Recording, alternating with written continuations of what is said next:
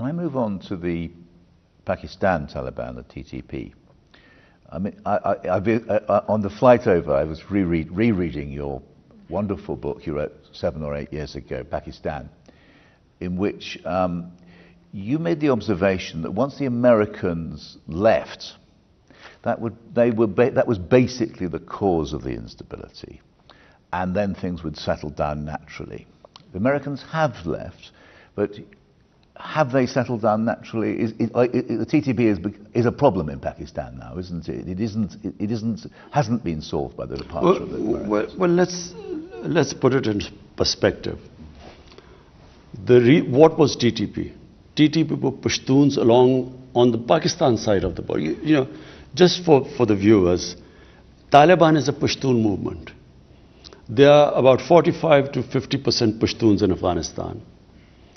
On the Pakistan side of the Durand Line, which was made by the British, are twice as many Pashtuns.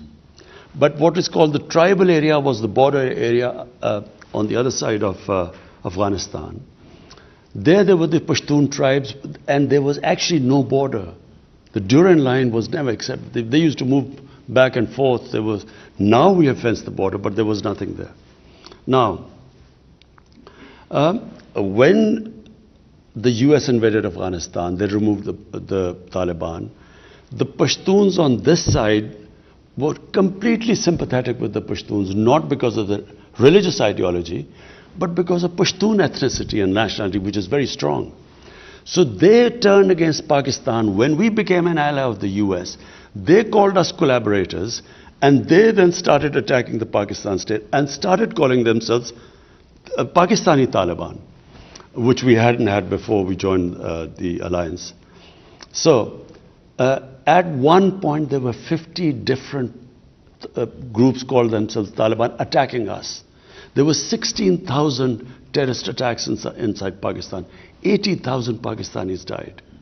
So as the American footprint decreased, so did this movement. The motivation went down because no longer were we collaborators, and now clearly we are no longer collaborators because we are not allying ourselves with anyone which is fighting the Pashtuns. So the motivation has gone down. Now we are trying to talk to those who can be reconciled because it's from a position of strength. I always believe, all insurgencies eventually end up on the dialogue table, like the IRA, for instance. So now, from a position of strength, we want to talk to them. Because in Afghanistan, the Afghan Taliban have assured us they will not allow them to attack us from Afghanistan side, which the previous government did.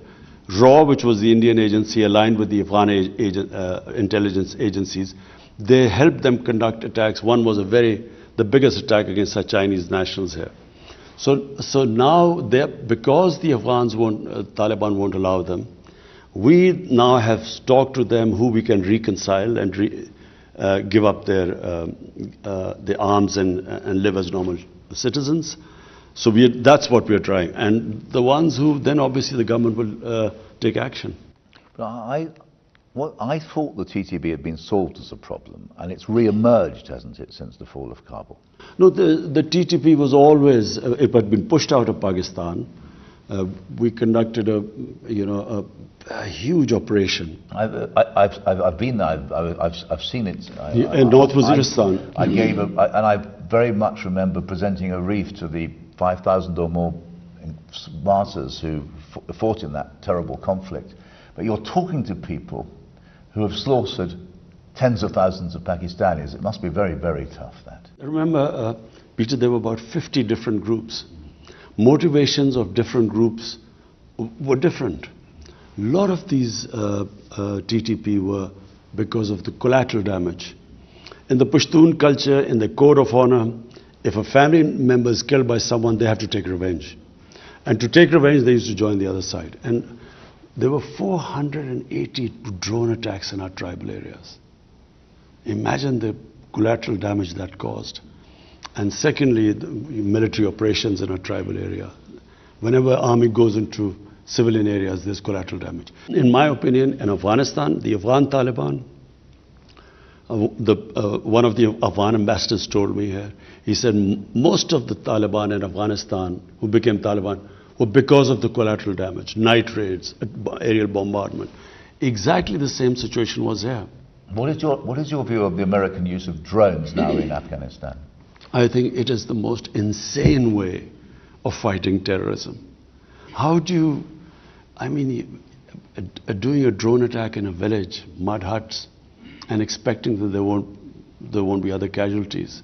And a lot of times the drone attacks targeted the wrong people, on wrong information. As we saw immediately after the fall, that terrible event, immediately after the liberation or the fall, however you carried it. Well, Peter, one of the reasons which sparked off, there were two attacks which sparked off insurgency, so-called Pakistan Talaban. One was in 2004 where they bombed some people who they thought were militants but were actually our own tribal people. And the next day they bombed the funeral where there were a lot of people gathering, and that's what sparked off anger there. Then they bombed, killed 80 people and said that they were all terrorists. They announced that they had killed 80 people. Turned out they had bombed a school and 80 children had been killed. So, and then a few days later, one of the parents then did a suicide attack in one of our army academies and killed 50 recruits. I've been there, yeah. And this is how it just multiplied. So, the more collateral damage, the militants grew. And exactly same thing happening, night raids, humiliations, going into people's houses, not knowing their culture. And then aerial bombardment. So the Americans say to you, can we have a base in Pakistan to launch attacks on ISIS? What will you say? I think that they don't need a base here because we do not want to be part of a conflict again. Pakistan was the biggest collateral damage of Afghanistan. By joining the US, no country paid such a heavy price as us. 80,000 Pakistanis died. Our economy was devastated. $150 billion lost to the economy. It was called the most dangerous place in the world. Cricket teams refused, investors refused to come. Our currency lost half its value by 2008. So 3.5 million people internally displaced. We suffered because of that. And then rather than being appreciation for this, a country which had nothing to do with 9/11, which paid such a heavy price, we were actually scapegoated. Even now in the Senate hearing, they talk about Pakistani safe havens. There were 480 drone attacks. They see everything. They even spotted vehicles down there. How would they not spot these safe havens? So, I thought we were very unfairly scapegoated for, what was obviously clearly a big failure in Afghanistan.